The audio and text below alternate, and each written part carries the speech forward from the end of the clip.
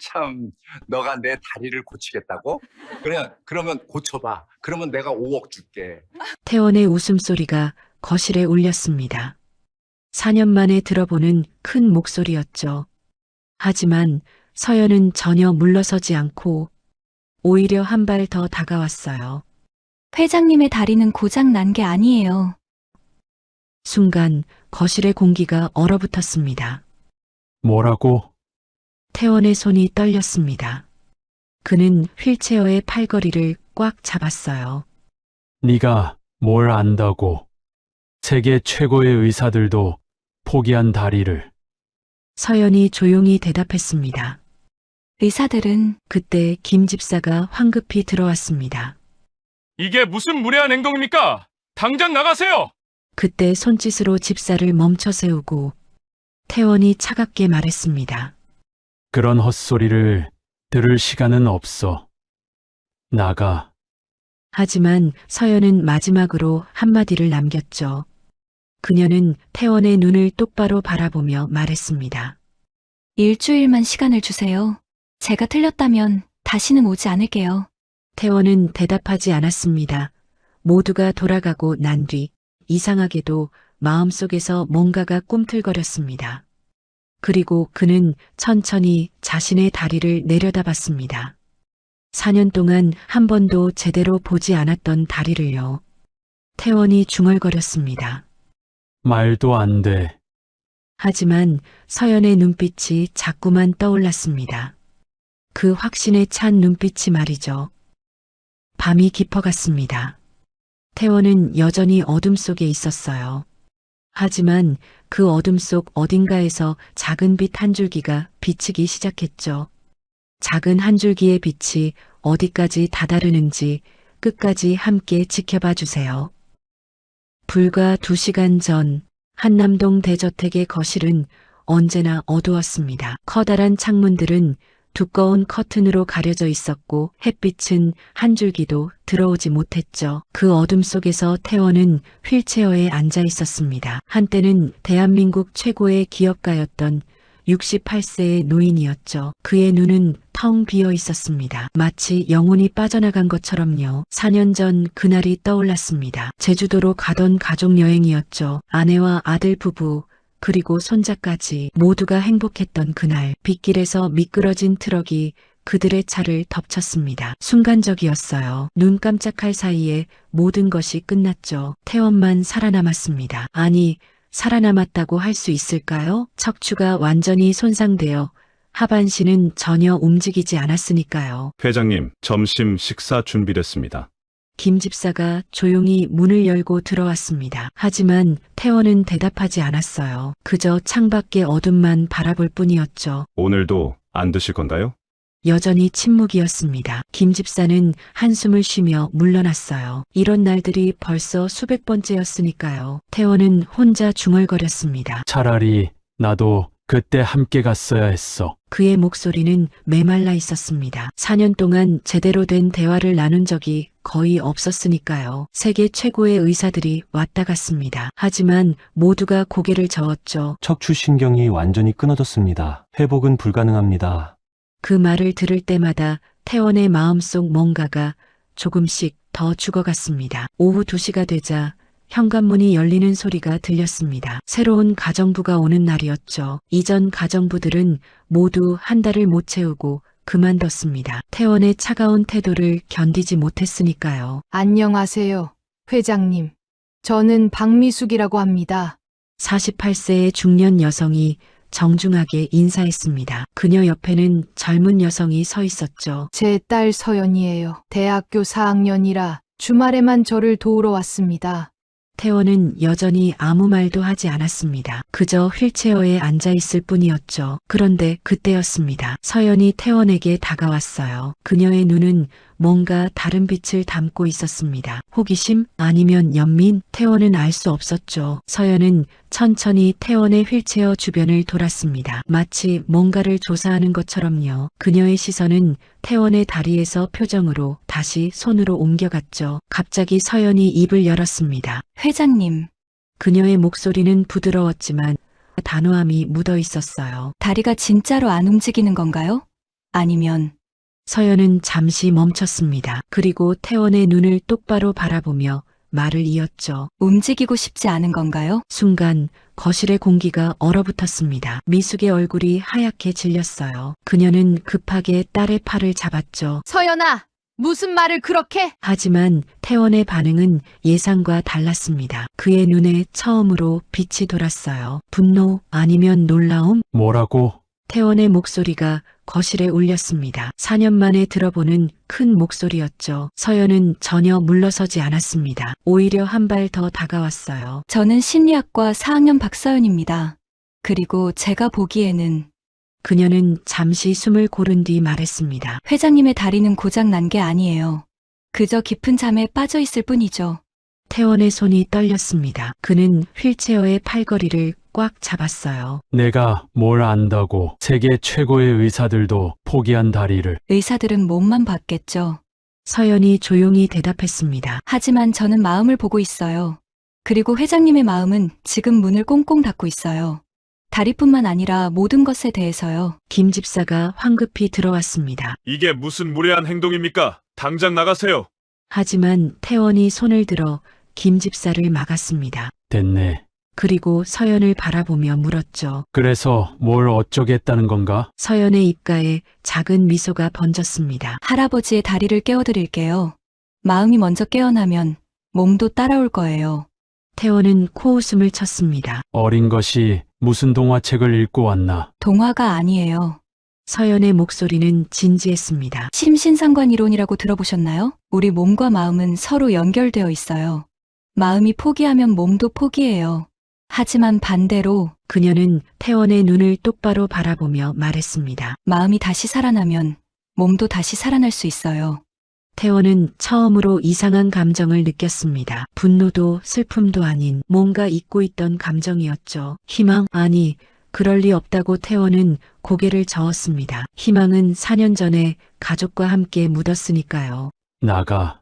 태원이 차갑게 말했습니다. 그런 헛소리를 들을 시간은 없어. 미숙이 서연을 끌고 나가려 했습니다. 하지만 서연은 마지막으로 한마디를 남겼죠. 일주일만 시간을 주세요. 제가 틀렸다면 다시는 오지 않을게요.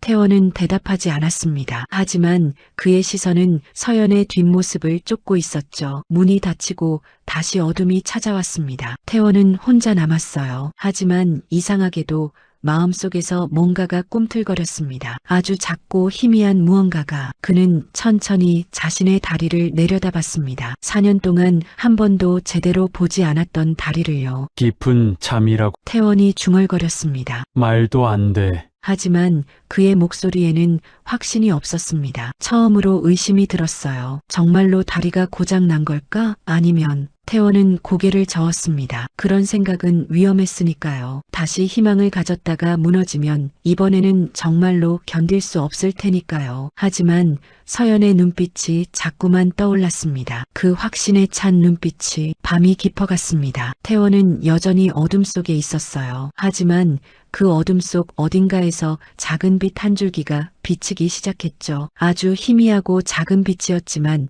분명히 거기 있었습니다. 일주일. 태원은 처음으로 시간을 세기 시작했습니다. 4년 만에 처음으로 무언가를 기다리게 되었으니까요. 일주일이 지났습니다. 토요일 오후 2시.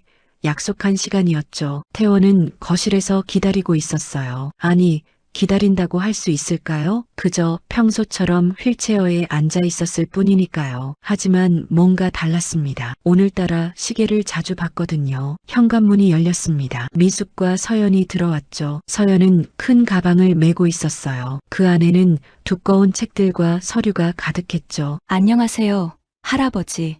서연이 밝게 인사했습니다. 태원은 눈살을 찌푸렸어요. 할아버지라니. 내가 언제 내 할아버지가 됐나? 그럼 회장님이라고 부를까요? 너무 딱딱한데. 서연은 전혀 기죽지 않았습니다. 오히려 태원 앞에 의자를 놓고 앉았죠. 오늘은 먼저 이야기를 들려드릴게요. 아주 신기한 이야기예요. 태원은 한숨을 쉬었습니다. 하지만 이상하게도 쫓아내지는 않았어요. 서연이 가방에서 책을 꺼냈습니다. 할아버지, 심신상관 이론이라고 들어보셨나요? 전에도 그 소리를 했잖아. 네, 맞아요. 하지만 오늘은 좀 더 쉽게 설명해 드릴게요. 서연은 손을 들어 보였습니다. 지금 제가 주먹을 쥐면 어떻게 될까요? 태원은 대답하지 않았습니다. 서연이 계속 말했죠. 제 마음이 주먹을 쥐어라고 명령하면 손이 움직여요. 당연하죠? 그런데 반대도 가능해요. 서연이 억지로 미소를 지었습니다. 이렇게 웃으면 마음도 조금은 밝아져요. 몸이 마음에 영향을 주는 거죠. 태원이 코웃음을 쳤습니다. 그래서 내 다리가 움직인다는 거냐? 아직은 아니에요. 하지만 서연이 책을 펼쳤습니다. 이 실험 이야기를 들어보세요. 정말 놀라운 일이 일어났어요. 그녀는 천천히 읽기 시작했습니다. 2002년 미국에서 180명의 무릎 수술 환자를 대상으로 실험을 했어요. 반은 진짜 수술을 받았고, 반은 가짜 수술을 받았죠. 가짜 수술. 태원이 처음으로 질문했습니다. 서연의 얼굴이 밝아졌어요. 네. 의사들이 마취만 하고 피부만 살짝 절개했어요. 실제로는 아무것도 하지 않았죠. 하지만 환자들에게는 수술이 성공적으로 끝났다고 말했어요. 서연은 잠시 멈췄습니다. 그리고 태원의 눈을 바라보며 말했죠. 결과가 어땠을까요? 태원은 대답하지 않았지만 그의 눈빛에는 호기심이 담겨 있었어요. 놀랍게도 가짜 수술을 받은 환자들도 통증이 사라졌어요. 진짜 수술을 받은 사람들만큼이나요? 태원의 눈이 커졌습니다. 그게 가능한가? 네, 가능해요. 왜냐하면 서연이 몸을 앞으로 기울였습니다. 그들의 마음이 이제 나았다고 믿었거든요. 그 믿음이 실제로 몸을 변화시킨 거예요. 태원은 고개를 저었습니다. 하지만 내 척추는 진짜로 손상됐어. 신경이 끊어졌다고. 맞아요. 의학적으로는 그래요. 서연이 조용히 말했습니다. 하지만 할아버지, 인간의 뇌는 우리가 생각하는 것보다 훨씬 놀라워요. 그녀는 다른 책을 꺼냈습니다. 신경과 소성이라고 들어보셨나요? 태원이 고개를 저었습니다. 쉽게 말하면 뇌는 평생 변할 수 있어요. 새로운 연결을 만들 수도 있고 끊어진 연결을 다시 이을 수도 있죠. 서연은 종이에 그림을 그리기 시작했습니다. 이게 할아버지의 뇌예요. 그리고 이건 척추, 이건 다리예요. 선으로 연결된 간단한 그림이었죠. 사고로 이 연결이 끊어졌어요. 하지만 서연이 점선을 그렸습니다. 뇌는 새로운 길을 만들 수 있어요. 물론 시간이 걸리고 노력이 필요하지만요. 태원은 그림을 바라봤습니다. 그의 얼굴에는 복잡한 감정이 스쳐 지나갔죠. 4년이나 지났어. 이미 늦었어. 늦지 않았어요. 서연의 목소리가 높아졌습니다. 할아버지가 포기했기 때문에 뇌도 포기한 거예요. 하지만 지금이라도 다시 시작하면 그녀는 태원의 휠체어 옆으로 다가갔습니다. 할아버지, 다리를 한번 봐주세요. 태원은 망설였습니다. 4년 동안 제대로 보지 않았던 자신의 다리를요. 천천히 시선을 내렸습니다. 휠체어에 가만히 놓여있는 두 다리가 보였죠. 이제 다리에게 인사해보세요. 뭐, 태원이 황당한 표정을 지었습니다. 다리에게 인사하라고? 네, 안녕. 오늘도 나와 함께 있어줘서 고마워라고요. 태원은 서연을 바라봤습니다. 그녀의 눈은 진지했어요. 장난이 아니었죠. 미친 소리. 미친 소리가 아니에요. 서연이 단호하게 말했습니다. 할아버지는 4년 동안 다리를 미워했잖아요. 원망했고 무시했어요. 그런데 다리가 어떻게 다시 움직이고 싶겠어요? 그녀는 태원의 손을 잡았습니다. 우리 몸의 모든 부분은 살아있어요. 할아버지가 사랑하고 관심을 주면 다리도 반응할 거예요. 태원은 손을 빼려 했지만 서연의 손은 따뜻했습니다. 너무 오랜만에 느끼는 온기였죠. 정말로. 그게 가능하다고 믿는 거냐? 서연이 고개를 끄덕였습니다. 제 논문 주제예요. 심리적 접근을 통한 신체 마비 환자의 재활 가능성이요. 그녀는 가방에서 두꺼운 서류 뭉치를 꺼냈습니다. 여기 제가 모은 자료들이에요. 비슷한 사례들이 많아요. 의학적으로는 불가능하다고 했지만 마음의 힘으로 기적을 만든 사람들이요. 태원은 서류를 받아들었습니다. 떨리는 손으로 페이지를 넘겼죠. 거기에는 수많은 사람들의 이야기가 있었습니다. 사고로 걷지 못하게 됐다가 다시 일어선 사람들, 의사들이 포기했지만 희망을 버리지 않은 사람들. 태원의 눈가가 뜨거워졌습니다. 이 사람들도 정말로? 네, 모두 실제 사례예요. 서연이 부드럽게 말했습니다. 할아버지도 할 수 있어요. 제가 도와드릴게요. 태원은 고개를 들어 서연을 바라봤습니다. 왜 나를 도우려는 거지? 우리는 남이잖아. 서연이 미소를 지었습니다. 그 미소에는 뭔가 슬픔이 묻어 있었어요. 제 할아버지도 사고로 못 걷게 되셨어요. 5년 전에요. 태원의 표정이 굳었습니다. 하지만 모두가 포기하라고 했죠. 나이도 많은데 어떻게 다시 걷겠어요 라고요. 서연의 목소리가 떨렸습니다. 할아버지는 그 말을 믿으셨어요. 그리고 우울증에 걸려서 스스로 목숨을 끊으셨어요. 거실에 무거운 침묵이 내려앉았습니다. 그때 제가 심리학을 알았다면, 할아버지를 도울 수 있었다면, 서연의 눈에 눈물이 고였습니다. 그래서 공부했어요. 열심히, 정말 열심히요. 그리고 알게 됐죠. 포기하지 않으면 희망이 있다는 걸요. 태원은 아무 말도 할 수 없었습니다. 그저 서연을 바라볼 뿐이었죠. 최태원 할아버지, 제가 못다 한 일을 여기서 하고 싶어요. 할아버지가 다시 걷는 걸 보고 싶어요. 서연이 눈물을 닦았습니다. 그래서 무례한 줄 알면서도 일주일을 달라고 한 거예요. 태원의 마음속에서 뭔가가 움직였습니다. 꽁꽁 얼어붙었던 무언가가 조금씩 녹기 시작했죠. 그래, 태원이 작은 목소리로 말했습니다. 한번 해보지. 서연의 얼굴이 환해졌습니다. 정말요? 하지만 기대는 하지 마라. 난 아니에요. 서연이 태원의 말을 잘랐습니다. 기대해야 해요. 희망을 가져야 해요. 그게 첫 번째 단계예요. 그녀는 다시 태원의 손을 잡았습니다. 이제 시작해볼까요? 먼저 다리에게 인사하는 것부터요. 태원은 망설였습니다. 어색했고 우스웠어요. 하지만 서연의 진심 어린 눈빛을 보니 거절할 수가 없었죠. 다리야. 태원의 목소리는 거의 들리지 않았습니다. 좀 더 크게, 다정하게요. 서연이 격려했습니다. 태원은 깊게 숨을 들이쉬었습니다. 그리고 다시 말했죠. 다리야. 안녕. 그 순간 태원은 이상한 느낌을 받았습니다. 마치 오랜 친구에게 말을 거는 것 같은 느낌이었죠. 잘했어요. 이제 고마워라고 해보세요. 고마워. 태원이 속삭였습니다. 뭐가 고마운지도 말해보세요. 서연이 부드럽게 이끌었습니다. 태원은 잠시 생각했습니다. 그리고 천천히 말했죠. 4년 동안 날 지탱해줘서 고마워. 내가 너를 미워했는데도 목소리가 떨렸습니다.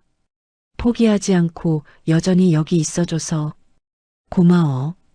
태원의 눈에서 눈물이 흘렀습니다. 4년 만에 처음 흘리는 눈물이었죠. 서연은 조용히 손수건을 건넸습니다. 이제 시작이에요, 할아버지. 매일 이렇게 대화해요. 다리를 쓰다듬어주고 사랑한다고 말해주세요. 그것만으로 정말 뭔가 달라질까? 네, 분명히 달라질 거예요. 서연이 확신에 찬 목소리로 말했습니다. 일주일 후에는 작은 변화가 있을 거예요. 한 달 후에는 더 큰 변화가 있을 거고요. 그녀는 일어서며 말했습니다. 다음 주 토요일에 또 올게요. 그때까지 매일 아침 저녁으로 다리와 대화해 주세요. 약속해 주실래요? 태원이 고개를 끄덕였습니다. 약속하지. 서연과 미숙이 나간 후 태원은 혼자 남았습니다. 하지만 이번에는 달랐어요. 어둠이 조금 덜 무거웠고 외로움도 덜했죠. 태원은 다시 자신의 다리를 바라봤습니다. 미안해. 그가 속삭였습니다. 정말 미안해. 너희를 버렸어. 하지만 이제 태원은 떨리는 손으로 자신의 다리를 쓰다듬었습니다. 차가웠어요. 하지만 분명히 거기 있었죠. 다시 시작해보자. 우리 함께. 창밖에서 작은 빗줄기가 들어왔습니다. 커튼 사이로 새어 들어온 햇빛이었죠. 태원은 그 빛을 바라보며 생각했습니다. 어쩌면 정말 어쩌면 희망이 있을지도 모른다고. 매일 아침이 달라졌습니다. 태원은 눈을 뜨자마자 자신의 다리를 바라봤어요. 예전엔 없던 일이었죠.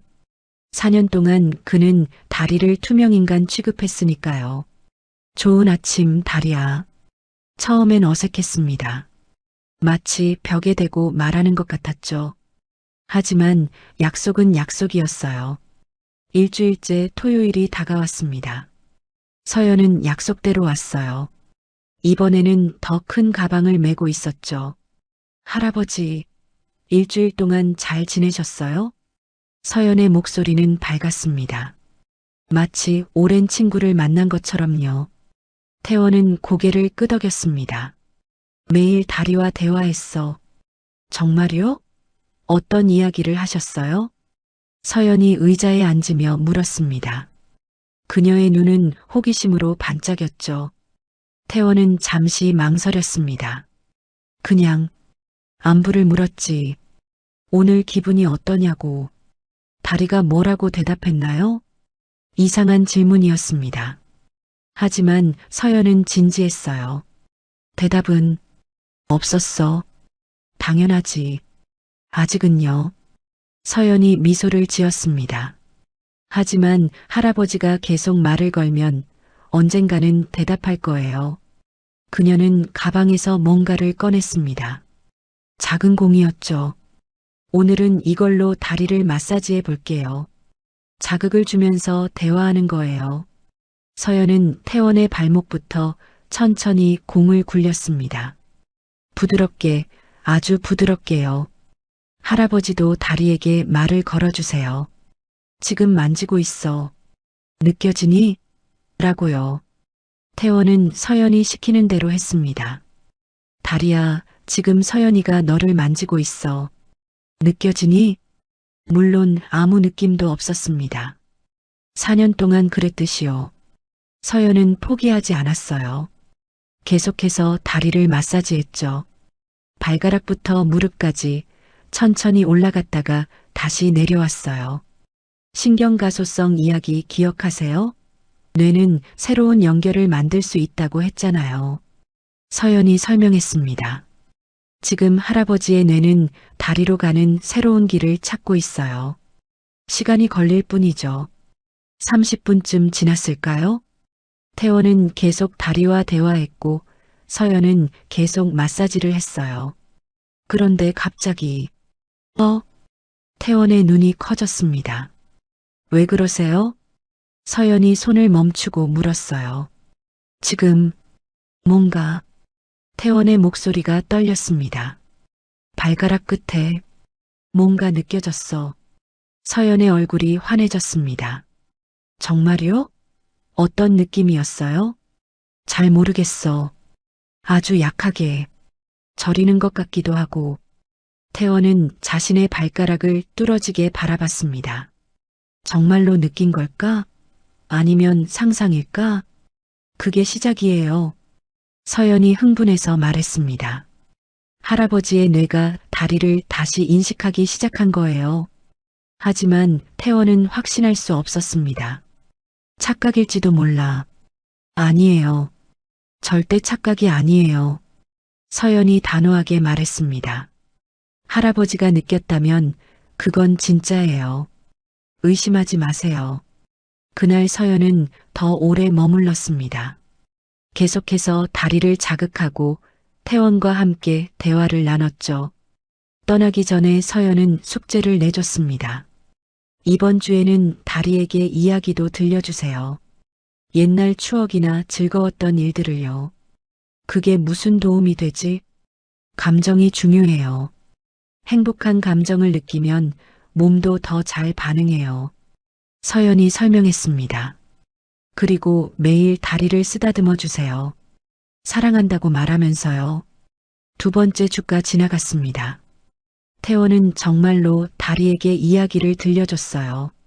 젊은 시절 등산했던 이야기, 아내와 처음 춤췄던 이야기, 아들이 태어났을 때의 기쁨. 이상하게도 이야기를 하다 보니 마음이 편해졌습니다. 4년 동안 가둬뒀던 추억들이 하나둘 살아났죠. 3번째 토요일, 서연이 왔을 때 태원은 직접 말했습니다. 저림이 더 자주 와. 이제는 발목까지 느껴져. 서연은 기쁨에 겨워 손뼉을 쳤습니다. 대단해요. 정말 빨리 진전이 있네요. 하지만 여전히 움직이진 않아. 태원이 씁쓸하게 말했습니다. 아직이에요. 감각이 돌아오는 게 첫 단계예요. 서연이 격려했습니다. 이제 다음 단계로 가볼까요? 그녀는 태원의 손을 잡고 다리 위에 올려놓았습니다. 손으로 다리에게 에너지를 전달한다고 상상해 보세요. 따뜻한 빛이 손에서 다리로 흐른다고요. 태원은 눈을 감고 상상했습니다. 황금빛 에너지가 자신의 손에서 다리로 흐르는 모습을요. 10분쯤 지났을까요? 따뜻해.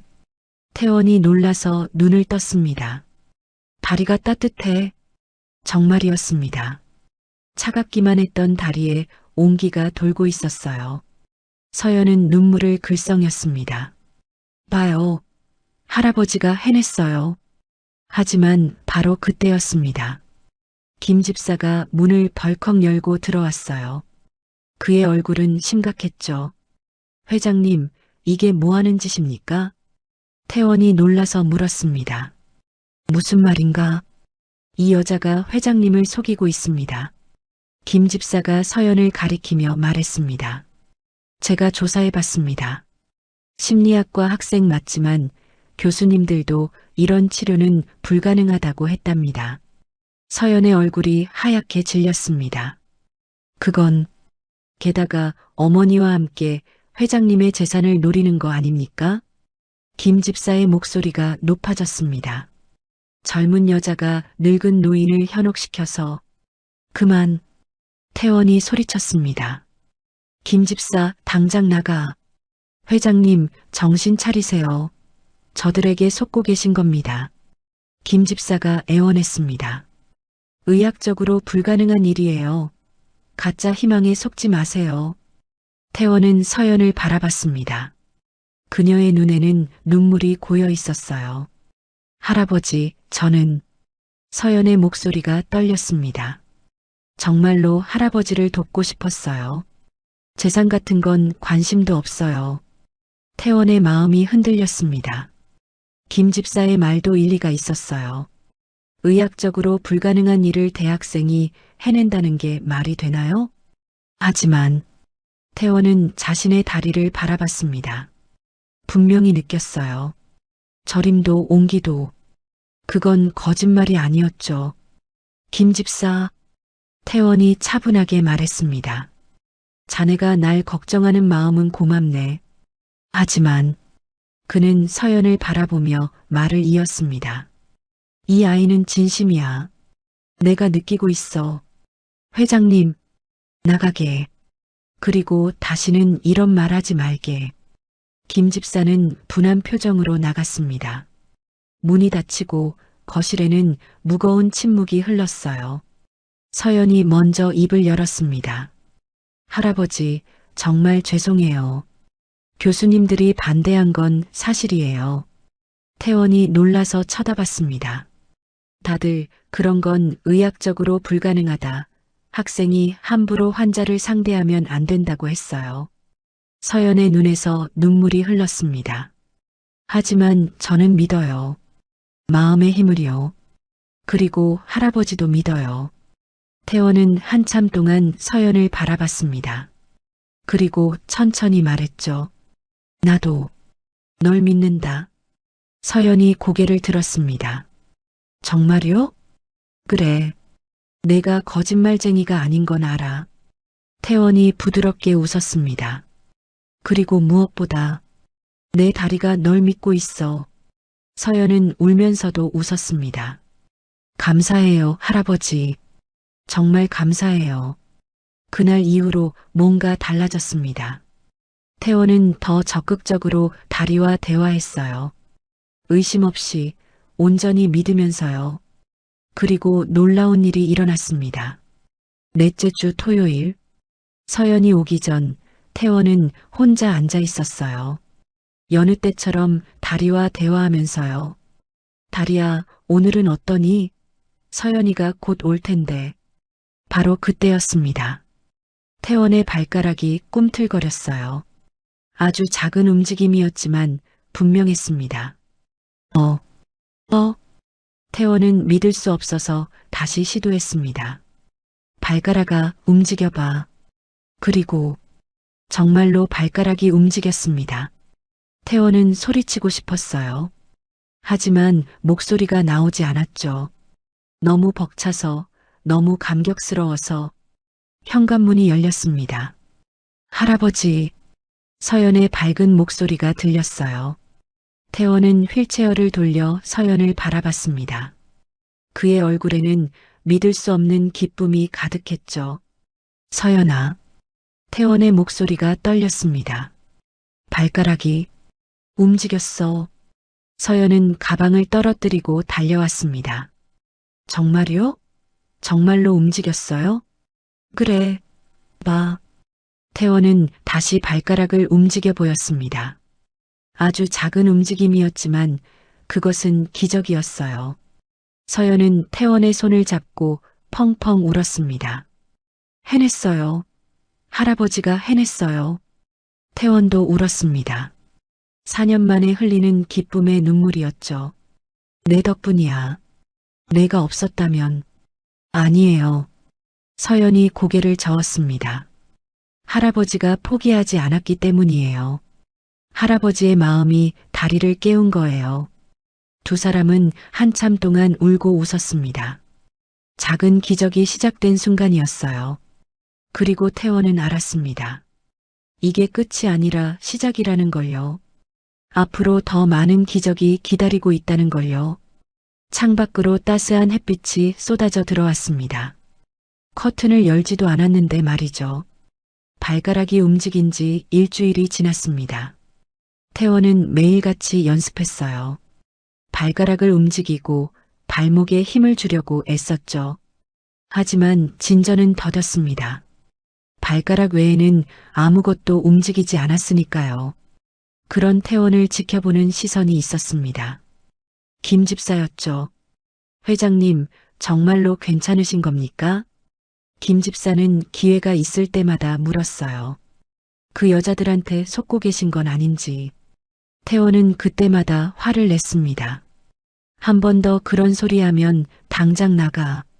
하지만 김 집사는 포기하지 않았어요. 오히려 더 적극적으로 나왔죠. 어느 날 저녁 김 집사는 서류 뭉치를 들고 왔습니다. 회장님, 이걸 보십시오.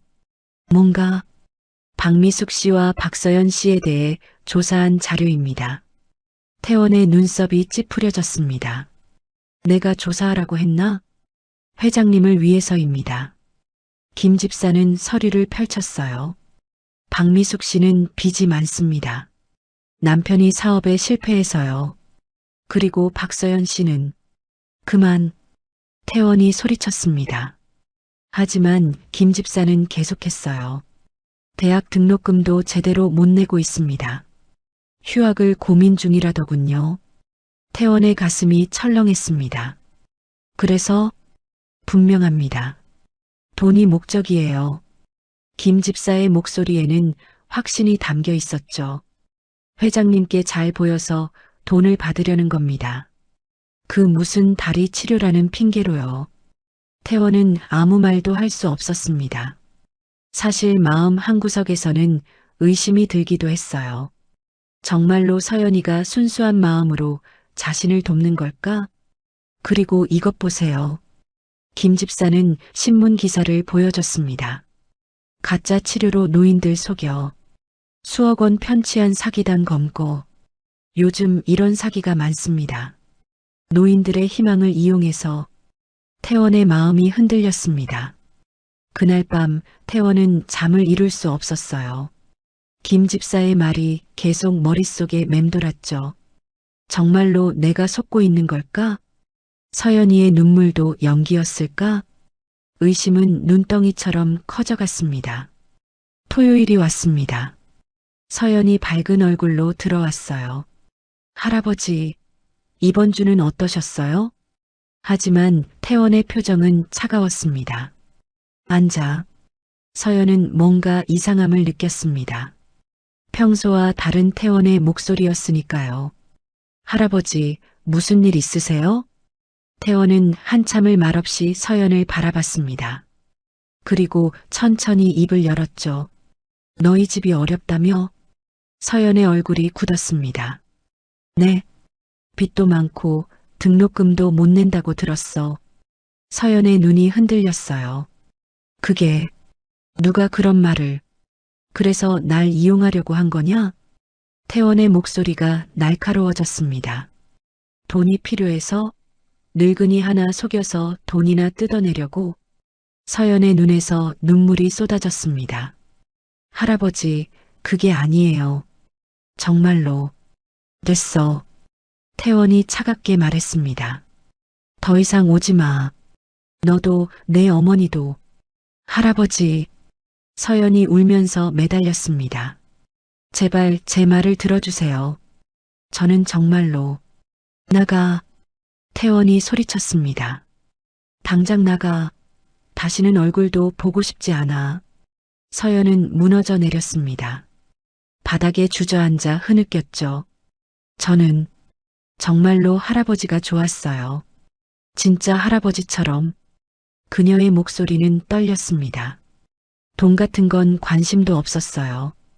그저 할아버지가 다시 걸으시는 걸 보고 싶었을 뿐이에요. 하지만 태원은 등을 돌렸습니다.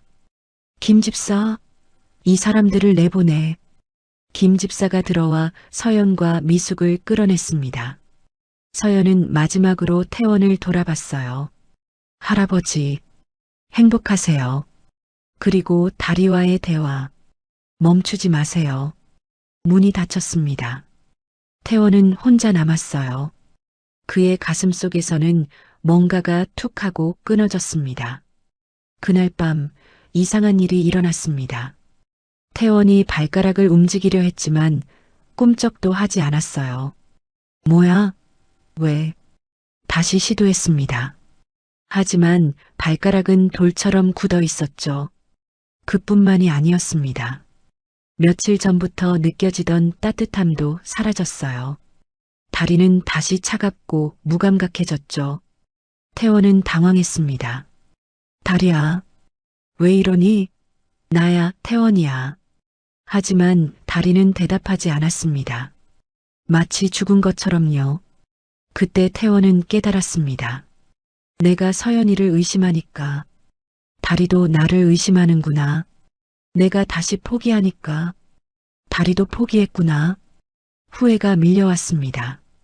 파도처럼 거세게요. 태원은 밤새 서연이가 남기고 간 자료들을 읽었어요.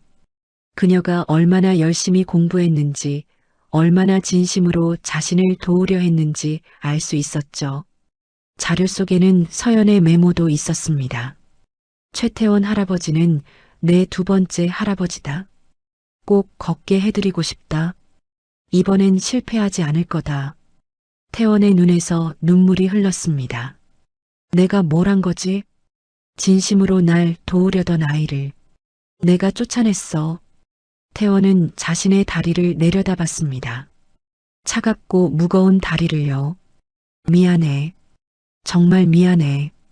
그가 속삭였습니다. 내가 또 너희를 버렸구나. 서연이도 버리고 너희도 버리고. 새벽이 되었습니다. 태원은 더 이상 참을 수 없었어요. 그는 김 집사를 불렀죠. 서연이네 집 주소를 알아내. 회장님? 빨리. 지금 당장 가야 해. 김 집사는 놀랐지만 태원의 간절한 표정을 보고는 서둘러 주소를 찾았습니다. 새벽 5시 태원은 서연의 집 앞에 도착했어요. 작은 반지하 집이었습니다. 태원의 가슴이 아팠죠. 이런 어려운 환경에서도 서연은 늘 밝았으니까요. 태원은 휠체어에서 내려 문 앞에 무릎을 꿇었습니다. 서연아, 미숙 씨. 그가 문을 두드렸습니다. 잘못했어. 정말 잘못했어. 한참 후에 문이 열렸습니다. 서연이 부은 눈으로 나왔죠. 할아버지. 서연은 믿을 수 없다는 표정이었습니다. 태원이 무릎을 꿇고 있었으니까요. 서연아, 미안해. 정말 미안해. 태원이 울면서 말했습니다. 내가 바보였어. 너를 의심하다니. 용서해줘. 서연도 울기 시작했습니다. 할아버지, 왜 이러세요? 일어나세요. 아니야. 내가 용서해 줄 때까지 안 일어날 거야. 태원이 고개를 숙였습니다. 내가 다시 어둠 속으로 돌아가지 않게 제발 도와줘. 서연은 태원을 일으켜 세웠습니다. 그리고 꼭 안았죠. 할아버지, 저도 미안해요. 집안 사정을 숨긴 것도 사실이고. 아니야, 그건 중요하지 않아. 태원이 서연의 손을 잡았습니다. 중요한 건 내가 진심이라는 거야. 그리고 내 다리도 그걸 알고 있어. 미숙도 나와서 함께 울었습니다. 회장님, 저희가 더 죄송해요. 아니요. 내가 다 잘못했소. 태원이 말했습니다. 그런데 부탁이 있소. 뭐든지 말씀하세요. 다시 우리 집에 와주시오. 서연이와 함께. 서연이 눈물을 닦으며 웃었습니다. 그럼요. 당연히 가야죠. 할아버지 다리가 저를 기다리고 있을 텐데요. 그들은 함께 태원의 집으로 돌아왔습니다. 거실에 앉아 태원은 다시 다리와 대화를 시작했어요. 다리야, 미안해. 내가 또 너를 버릴 뻔했어. 서연이 옆에서 도왔습니다. 다리야, 할아버지가 정말 후회하고 있어. 다시 기회를 줘. 신기한 일이 일어났습니다. 태원의 발가락이 다시 꿈틀거렸어요. 아주 약하지만 분명한 움직임이었죠. 움직였어. 태원이 기뻐서 외쳤습니다. 다리가 날 용서해줬어. 서연도 환하게 웃었습니다. 이제 다시 시작이에요, 할아버지. 이번엔 의심 없이 끝까지 가는 거예요. 태원이 고개를 끄덕였습니다. 그래, 끝까지. 함께. 아침 햇살이 창문으로 들어왔습니다. 이번엔 태원이 직접 커튼을 열었어요. 4년 만에 처음으로요. 밝은 빛이 거실을 가득 채웠습니다. 새로운 시작을 알리는 빛이었죠. 화해한 날부터 모든 것이 달라졌습니다. 태원은 매일 아침 커튼을 열었어요. 햇빛이 거실을 가득 채우면 그는 미소를 지었죠. 좋은 아침, 다리야. 오늘도 함께 연습하자. 서연은 이제 매일 왔습니다. 대학 수업이 없는 날에는 하루 종일 태원과 함께 했죠. 할아버지, 오늘은 새로운 방법을 시도해 볼게요. 서연이 작은 공을 꺼냈습니다. 이걸 발가락으로 잡아보세요. 태원은 열심히 노력했어요. 처음엔 공이 미끄러졌지만 포기하지 않았죠. 한 달이 지났습니다. 어느 날 아침 태원은 침대에서 일어나려다 깜짝 놀랐어요. 무릎이 굽혀진 거예요. 서연아, 미숙 씨. 태원이 크게 불렀습니다. 모두가 달려왔어요. 무슨 일이세요? 봐, 무릎이 움직여. 정말이었습니다. 태원은 천천히 무릎을 굽혔다가 폈어요. 완벽하진 않았지만 분명한 움직임이었죠. 서연은 기쁨에 겨워 뛰어올랐습니다. 대단해요. 정말 대단해요. 미숙도 눈물을 흘렸어요. 회장님, 정말 다행이에요. 태원은 두 사람을 번갈아 보며 말했습니다. 모두 너희 덕분이야. 정말 고마워. 그날부터 재활 훈련은 더욱 집중적으로 진행됐습니다. 서연은 물리치료사를 불러왔어요. 하지만 중요한 건 여전히 마음의 훈련이었죠. 할아버지, 걷고 있는 모습을 상상해 보세요. 서연이 태원의 손을 잡고 말했습니다. 정원을 산책하고 계단을 오르고 생생하게 그려보세요. 태원은 눈을 감고 상상했어요. 두 다리로 걷는 자신의 모습을요. 2달째가 되었습니다. 태원은 평행봉을 잡고 서 있었어요. 다리에 힘이 들어가기 시작했죠. 천천히 할아버지. 서두르지 마세요. 서연이 옆에서 격려했습니다. 태원은 떨리는 다리로 한 발을 내디뎠어요. 한 발, 또 한 발. 비록 평행봉에 의지했지만 그는 걷고 있었습니다. 걷고 있어. 내가 걷고 있어. 태원의 목소리에는 감격이 가득했어요. 서연과 미숙은 서로를 껴안고 울었습니다. 할아버지가 해냈어요. 그런데 바로 그때 태원이 말했습니다. 서연아, 네, 할아버지. 이제부터 정말로 날 할아버지라고 불러라. 서연의 눈이 커졌습니다. 정말요? 그래. 넌 이미 내 손녀나 다름없으니까. 태원이 따뜻하게 웃었습니다. 미숙 씨도 가족처럼 생각하고 있어. 세 사람은 또다시 울었어요. 하지만 이번엔 행복의 눈물이었죠. 석 달이 지났습니다. 태원은 이제 지팡이만으로도 걸을 수 있었어요. 느리지만 확실한 걸음이었죠. 어느 날 태원은 서연과 미숙을 불렀습니다. 중요한 얘기가 있어. 두 사람은 긴장한 표정으로 앉았어요. 내가 결정했어. 희망 재활센터를 만들 거야. 재활센터요? 서연이 놀라서 물었습니다. 그래. 나처럼 포기한 사람들을 위한 곳이야. 태원의 눈이 빛났습니다. 의학적 치료와 심리적 치유를 함께하는 곳. 내가 가르쳐준 방법으로 많은 사람을 도울 거야. 서연은 말문이 막혔어요. 할아버지, 그리고 서연아, 내가 졸업하면 우리 센터에서 일해주겠니? 정말요? 저를요? 당연하지. 넌 최고의 심리치료사가 될 거야. 서연은 눈물을 흘리며 고개를 끄덕였습니다. 네, 꼭 할게요. 6개월이 흘렀습니다. 희망 재활센터가 문을 열었어요. 현대적인 시설과 따뜻한 분위기를 갖춘 곳이었죠. 개원식 날 태원은 무대에 올라갔습니다. 두 다리로 걸어서요. 여러분, 저는 6개월 전만 해도 휠체어에서 일어날 수 없었습니다. 청중들이 놀란 표정으로 바라봤어요. 하지만 한 젊은이가 제게 희망을 주었죠. 마음이 변하면 몸도 변한다는 걸 가르쳐 줬습니다. 태원은 서연을 바라보며 말을 이었습니다. 이 센터는 그 희망을 나누는 곳입니다. 포기하지 마세요. 기적은 일어납니다. 박수가 쏟아졌습니다. 서연은 이제 센터의 심리치료 팀장이 되었어요. 23살의 나이에 이룬 놀라운 성취였죠. 1년이 지났습니다. 어느 봄날 태원은 정원을 산책하고 있었어요. 이제는 지팡이도 필요 없었죠. 옆에는 미숙이 있었습니다.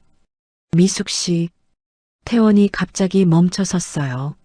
네, 회장님? 이제 그만 회장님이라고 부르지 마시오. 미숙이 당황했습니다. 그럼 뭐라고? 태원은 주머니에서 작은 상자를 꺼냈어요. 그리고 한 무릎을 꿇었습니다.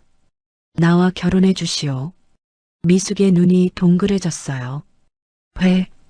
회장님, 당신과 서연이가 내게 준 것은 다리가 아니오. 태원의 목소리가 떨렸습니다. 새로운 인생을 줬소. 다시 사랑할 수 있는 마음을 줬소. 미숙의 눈에서 눈물이 흘렀습니다. 저는 저 같은 사람이, 당신 같은 사람이 필요하오. 내 남은 인생을 함께 해주시오. 한참을 울던 미숙이 마침내 대답했습니다. 네, 그러겠습니다. 결혼식은 가을에 열렸어요. 작지만 따뜻한 결혼식이었죠. 희망 재활센터의 환자들과 직원들이 모두 참석했습니다. 그리고 놀라운 순간이 왔어요. 이제 신랑 입장입니다. 음악이 흘러나왔습니다. 문이 열리고 태원이 걸어 들어왔어요. 두 다리로 당당하게. 모든 사람이 일어나 박수를 쳤습니다. 기적을 목격한 감동이었죠. 태원은 천천히 하지만 확실하게 걸었어요. 그의 얼굴에는 행복이 가득했죠. 신부 대기실에서 미숙도 울고 있었습니다. 엄마, 울지 마요. 화장 번져요. 서연이 손수건을 건넸어요. 서연아, 우리가 정말 가족이 되는구나. 이미 가족이었어요, 엄마. 서연도 눈물을 닦으며 말했습니다. 이제 진짜 할아버지가 생긴 거죠. 미숙이 입장했습니다. 태원은 미숙의 손을 잡고 말했어요. 고마워요. 날 포기하지 않아줘서. 저도 고마워요. 새로운 삶을 주셔서. 주례를 맡은 목사님이 말했습니다. 두 분의 사랑은 특별합니다. 절망을 희망으로, 어둠을 빛으로 바꾼 사랑이니까요. 서연이 축가를 불렀어요. 그녀의 목소리에는 진심이 담겨 있었죠. 가족은 혈연이 아니라 서로를 살리는 마음입니다. 노래가 끝나고 태원이 마이크를 잡았습니다. 여러분, 제가 걷고 있는 모습을 보고 계십니다. 그는 천천히 무대를 걸었어요. 이것이 기적이라고 생각하시나요? 청중들이 고개를 끄덕였습니다. 아닙니다. 진짜 기적은 이겁니다. 태원은 미숙과 서연을 바라봤어요. 사랑하는 사람들을 다시 만난 것, 가족을 다시 얻은 것, 그게 진짜 기적입니다. 모두가 눈물을 흘렸어요. 제 다리가 움직이게 된 건 이들이 제 마음을 먼저 움직였기 때문입니다. 태원은 두 사람에게 다가갔습니다. 미숙, 서연아, 사랑한다. 세 사람은 포옹했어요. 따뜻하고 단단한 포옹이었죠. 결혼식이 끝난 후 세 사람은 정원을 걸었습니다. 태원이 두 사람의 손을 잡고 말했어요. 이제 시작이야. 우리의 새로운 인생이. 서연이 밝게 웃었습니다. 네, 할아버지. 앞으로 더 많은 사람들을 도와요. 미숙도 고개를 끄덕였어요. 함께요. 우리 가족이. 석양이 그들을 비췄습니다. 따뜻한 빛이었어요. 희망의 빛이었죠. 태원은 생각했습니다. 기적은 멀리 있지 않다. 서로를 믿고 사랑하는 마음 속에 있다. 그리고 그는 확신했어요. 이 기적이 계속될 거라고, 더 많은 사람들에게 퍼져나갈 거라고. 왜냐하면 가족이 함께하니까요.